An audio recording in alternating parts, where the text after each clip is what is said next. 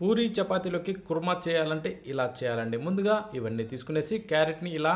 మీద పీల్ చేసి ఈ టైప్‌లో చిన్న చిన్న ముక్కలుగా కట్ చేసి, ఆ తర్వాత బీనీస్‌ని కూడా కట్ చేసుకొని, ఆ తర్వాత ఆలూను కూడా ఇలా కట్ చేసి తీసి అవన్నీ ఒక బౌల్‌లో కొద్దిగా నీళ్లు తీసుకొని నీటిలో వేసేసి సాల్ట్ వేసి మూత పెట్టి స్టవ్ ఆన్ చేసి స్టవ్ పైన పెట్టి వీటిని బాగా ఇలా ఉడికించుకోవాలి. ఇలా ఉడికిన వాటిని తీసి ఒక జాలి లాంటి దాంట్లో వేసుకొని పక్కన పెట్టి మిక్సీ జారీలో